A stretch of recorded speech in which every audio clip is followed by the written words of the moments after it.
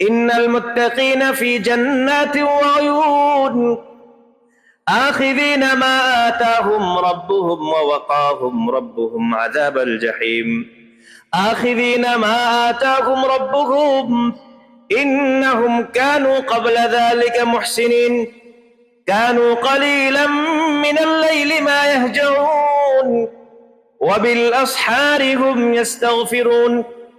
আল্লাহ তাআলা বলেন, মুত্তাকি বান্দারা জান্নাতের মধ্যে থাকবে, জান্নাতের মধ্যে থাকবে, ঝর্ণার মধ্যে তারা থাকবে।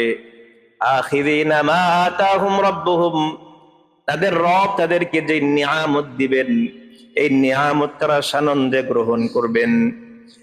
ইন্নাহুম কানু ক্বাবলা যালিকা মুহসিনিন, এই বান্দাগুলোর সিফাত হবে তারা দুনিয়ার মধ্যে মুহসিন ছিল।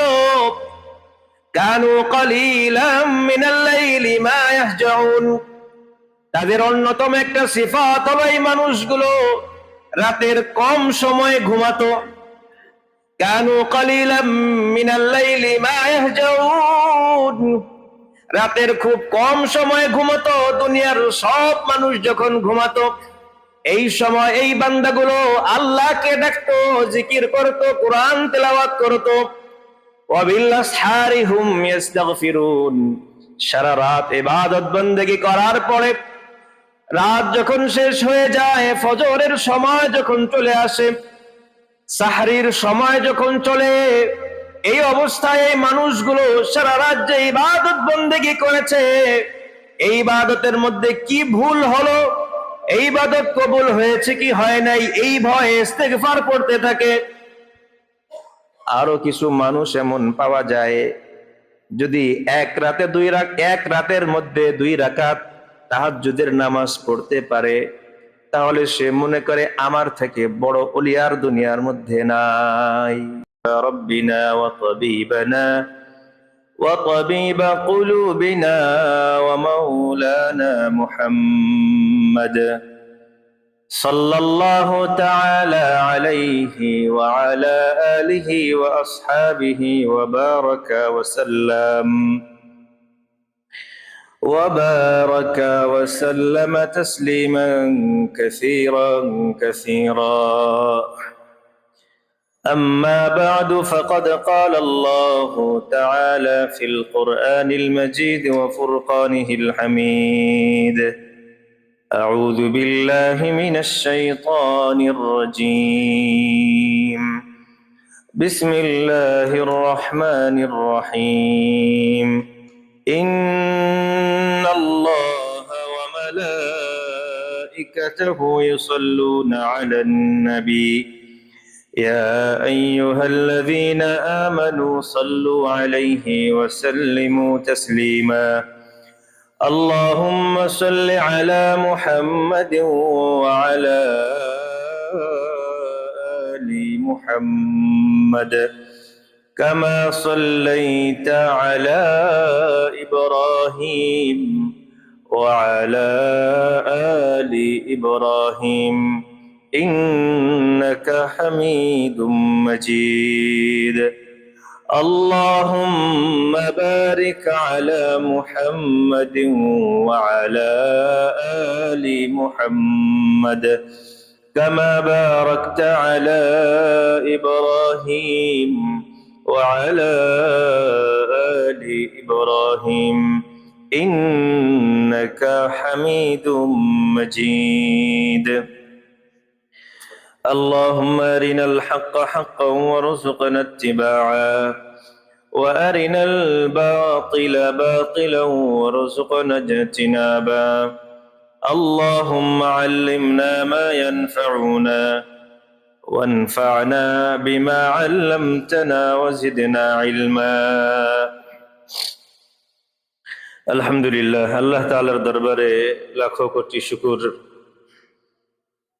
যিনি আজকের জুমার নামাজ আদায়ের জন্য আমাদেরকে মসজিদে আসার তৌফিক দিয়েছেন। এজন্য সকলেই অন্তরের অন্তঃস্থল থেকে কালিমাতুশ শুকর আদায় করি আলহামদুলিল্লাহ।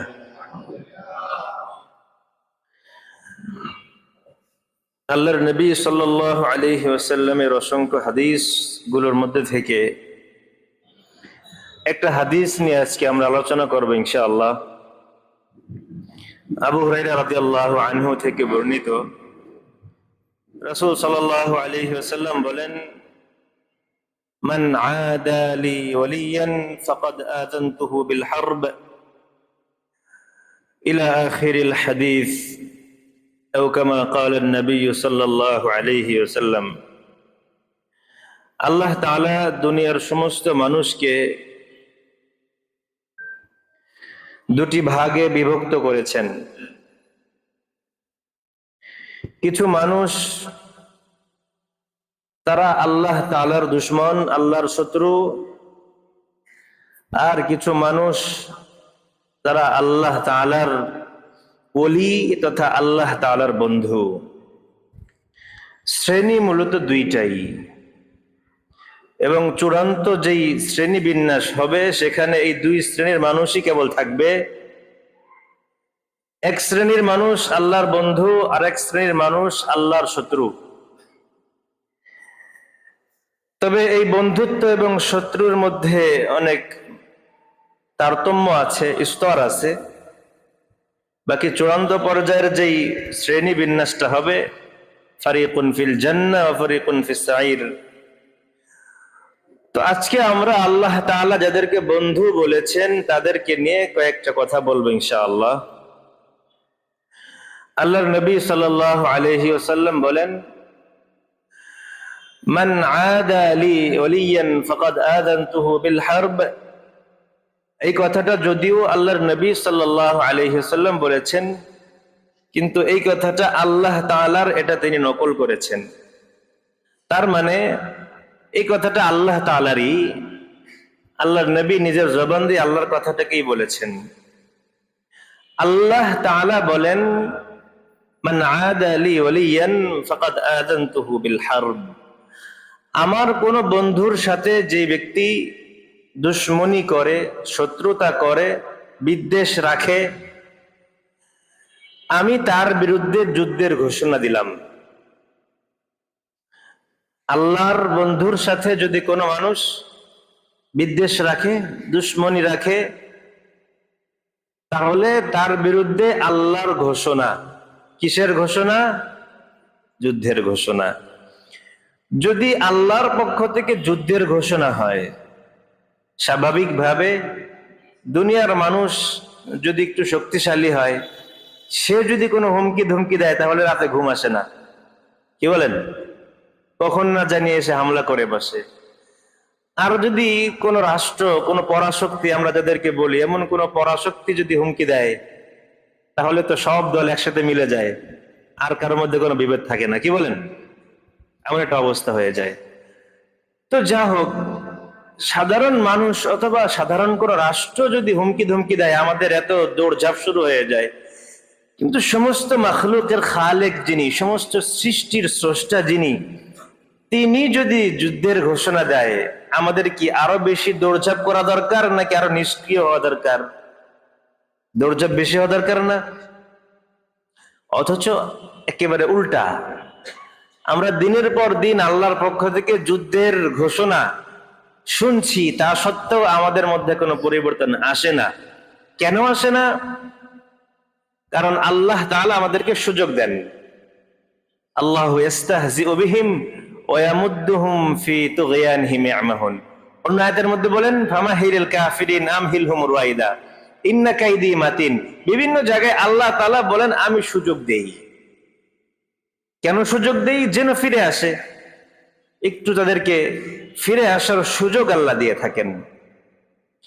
বাকি আল্লাহর পক্ষ থেকে যে যুদ্ধের ঘোষণা, এই যুদ্ধের এমন কখনো হয়তো স্বাভাবিকভাবে আমাদের জীবনে আমরা দেখি নাই যে আল্লাহর পক্ষ থেকে সৈন্যবাহিনী এসে আমাদের উপর হামলা করেছে। এমন আমরা দেখি। আল্লাহ অতি শক্তিশালী, আল্লাহ সব থেকে বড় শক্তিশালী। কাজেই আমাদের সাথে আল্লাহ সরাসরি যুদ্ধে নামবেন, এটা হয়? কিছুটা সমান সমান সমকক্ষ মানুষ মানুষের যুদ্ধ হয়, জিন জিন যুদ্ধ হয়, গরু গরু যুদ্ধ হয়। কি বলেন? কিন্তু খালেক আর মাখলুক তো যুদ্ধ হয় না। কি হয় না? যুদ্ধ হয় না। কারণ আল্লাহ তাআলা ইন্নামা আমরুহু ইযা আরাদা শাইআ আইয়াকুলা লাহু কুন ফায়াকুন। আল্লাহ তাআলার সামনে আমরা যদি পৃথিবীর সব মানুষ অস্ত্র শস্ত্র নিয়ে দাঁড়াই আল্লাহর সামনে, ওই যে নমরুদ, সাদ্দাদ, ফিরআউনরা যেটা করেছিল, আল্লাহর বিরুদ্ধে যুদ্ধে নেমেছিল, কিন্তু আল্লাহর বিরুদ্ধে যুদ্ধে নামলে সমস্ত শক্তি একত্রিত করে আমরা যদি আল্লাহর বিরুদ্ধে যুদ্ধে নামি, তাহলে আল্লাহ তাআলার এই সমস্ত শক্তিকে ধ্বংস করতে কয় মাস সময় লাগতে পারে? কি বলেন? দীর্ঘ সময় লাগবে না? ইন্নামা আমরুহু ইযা আরাদা শাইআন আইয়াকুলা লাহু কুন ফায়াকুন। দেখবেন আমি এবং আপনি আল্লাহর বিরুদ্ধে যখন যুদ্ধে নেমে গিয়েছি, আল্লাহ মাফ করেন, পৃথিবীর সব মানুষ আল্লাহর বিরুদ্ধে যুদ্ধে নেমেছে, এখন যুদ্ধের ময়দানে গিয়ে আমাদের অস্ত্র কোনো কাজ করবে না, ঠিক কিনা? আবার দেখবেন যেই হাত দিয়ে অস্ত্র চালাবেন এই হাত কাজ করছে না, আছে না নাই? যারা আল্লাহর ওলিদের বিরুদ্ধে দুশ্মনী করে আল্লাহ তাদের বিরুদ্ধে যুদ্ধের ঘোষণা দিয়েছেন। দেখবেন যারা আলেমদেরকে মেরেছে, আলেমদেরকে গালি দিয়েছে, এদের কোনো না কোনো অবস্থায়, কোনো না কোনো পর্যায়ে জীবনের একটা সময় এমন হয় যে হাত দিয়ে আলেমকে মেরেছে ওই হাত অকেজ হয়ে গেছে। হয় কি হয় না? যেই মুখ দিয়ে আলেমকে গালি দিয়েছে ওই জবান বন্ধ হয়ে যায়। হয় কি হয় না?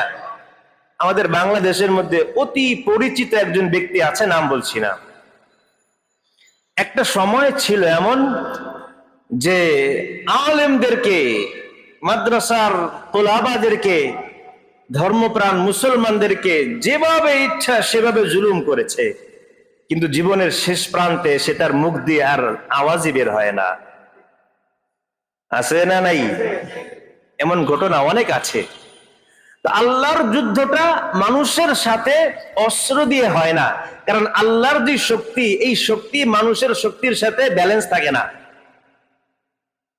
একজন মহা পরাক্রমশালী, মহা ক্ষমতাবান রাজাধিরাজ, সমস্ত বাদশাদের বাদশা, উনি যুদ্ধ করবেন গোলামদের সাথে? হয়?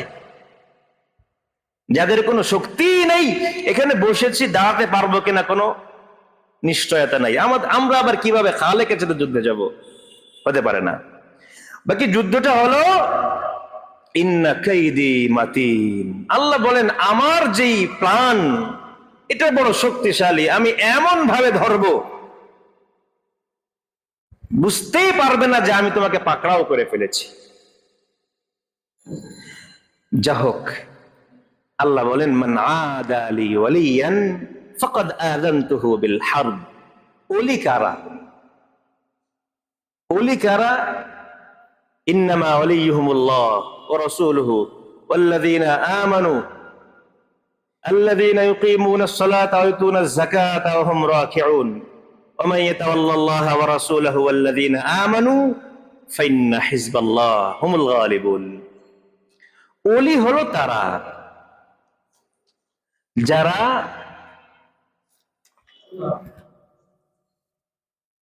আল্লাহ এবং তার রসুলকে বন্ধু রূপে গ্রহণ করেছে, মুমিনদেরকে বন্ধু রূপে গ্রহণ করেছে, নামাজ কায়েম করে, যাকাত প্রদান করে, নামাজ আদায় করে। যাকাত এমন এক পর্যায়ে তারা আদায় করে, ওয়ায়ুতুনাজ যাকাতা ওয়া হুম রাকিউন, রুকু অবস্থায়, নামাজ অবস্থায় তারা যাকাত দেয়। এটা একটা ঘটনা আছে, এটা আমাদের প্রাসঙ্গিক না, এই জন্য বলছি না। ওয়া মান ইয়াতাওয়াল্লাল্লাহা ওয়া রাসূলুহু ওয়াল্লাযীনা আমানু ফাইন্না হিজবাল্লাহ হুমুল গালিবুন। যারা আল্লাহ এবং তার রাসূল এবং মুমিনদেরকে ওলি রূপে গ্রহণ করবে, বন্ধু রূপে গ্রহণ করবে, ফাইন্না হিজবাল্লাহ হুমুল গালিবুন, তারা হিজবুল্লাহ, তারা আল্লাহর দল এবং তারাই বিজয়ী। আলা ইন্না আউলিয়া আল্লাহ লা খাউফুন আলাইহিম ওয়া লা হুম ইয়াহজানুন। যারা আল্লাহর ওলি হবে, আল্লাহর বন্ধু হবে, তাদের ভয় নেই, দুশ্চিন্তা নেই। লাহুমুল বুশরা ফিল হায়াতিদ দুনিয়া। যাই হোক, এই ওলি, আল্লাহর ওলি হওয়ার জন্য নামাজ, রোজা, হজ, যাকাত সহ ইসলামের যত স্বাভাবিক বিধান আছে, ফারায়েজ গুলো আছে, ওয়াজিবাত গুলো আছে, সুনান গুলো আছে, এগুলোর উপরে আমল তো করতেই হবে। বাকি আজকে একটা বিশেষ আমলের কথা আপনাদের সামনে তুলে ধরতে চাই। যেই আমলের মাধ্যমে একজন বান্দা আল্লাহর ওলি হতে পারে, আল্লাহর বন্ধু হতে পারে। আল্লাহ তাআলা এই হাদিসে কুদসির মধ্যে বলেন, ওয়ামা তাকাররাবা ইলাইয়া আবদি বিশাইইন আহাব্বা ইলাইয়া মিম্মা আফতারাতু আলাইহি। আমি যে সমস্ত বিধান ফরজ করেছি, আমার বান্দা এই ফরজ বিধানের মাধ্যমেই আমার নিকটবর্তী হতে পারে। মানে যে সমস্ত বিষয়ের মাধ্যমে আমার বান্দা আমার ওলি হতে পারে, বন্ধু হতে পারে, তার মধ্যে ফরজটা হলো সবচেয়ে বেশি গুরুত্বপূর্ণ। ওমা ইয়াযালু আবদি ইয়াতাকাররাবু ইলাইয়া বিন-নওয়াফিল।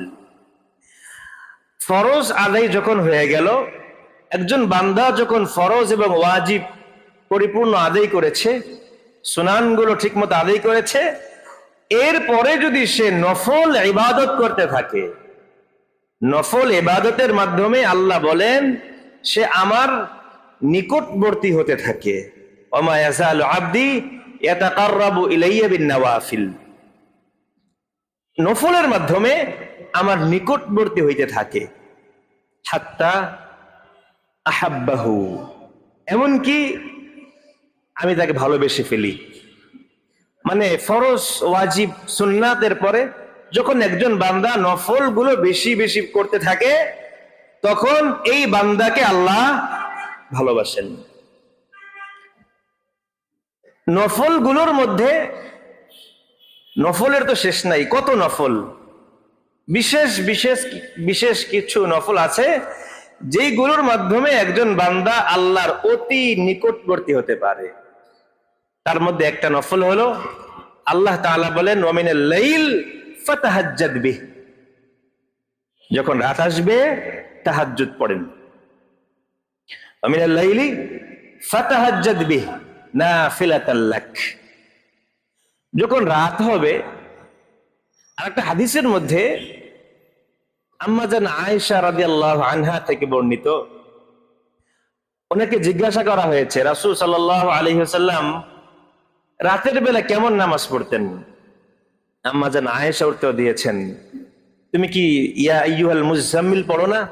আলা তাকরাউ ইয়া আইয়ুহাল মুজাম্মিল। এই তাবিঈ বলতেছেন হ্যাঁ পড়ি।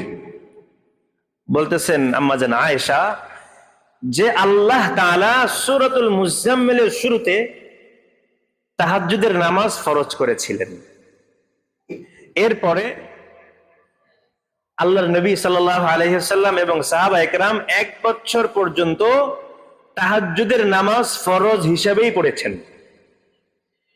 এরপরে আল্লাহ তাআলা এই সূরার শেষ দিকে তাহাজ্জুদের নামাজকে নফল করেছেন। অতঃপর এই তাহাজ্জুদের নামাজ এখনো পর্যন্ত নফল হিসাবেই আছে, এখন আর ফরজ নাই। তো তাহাজ্জুদের নামাজটা আগে ছিল ফরজ, ইসলামের শুরু যুগে ফরজ ছিল। আল্লাহ তাআলা বলেন ওয়া মিনাল লাইলি ফাতাহাজ্জাদ বিহি নাফিলাতাল লাক।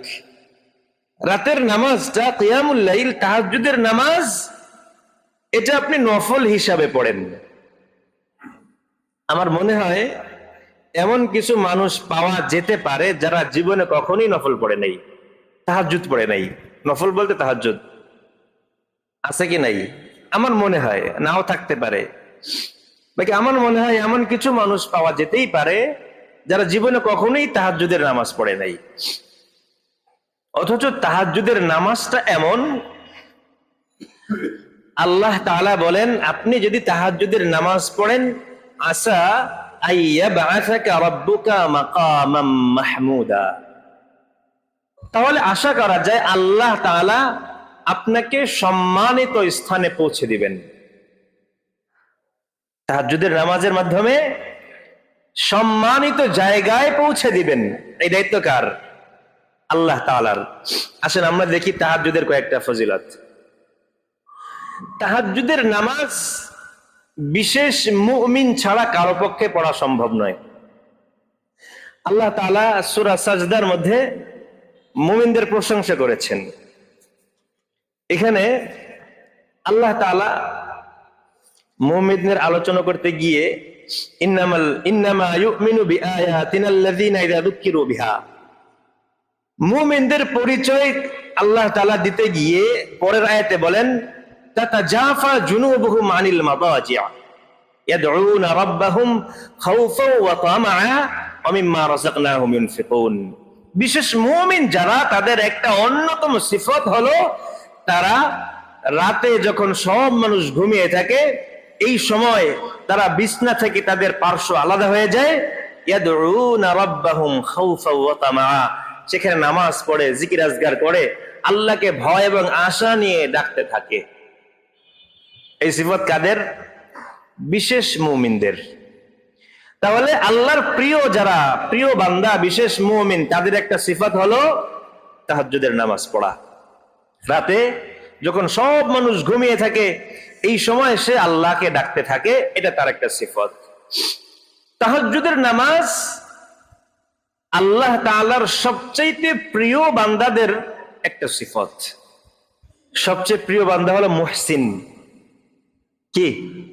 মুহসিন।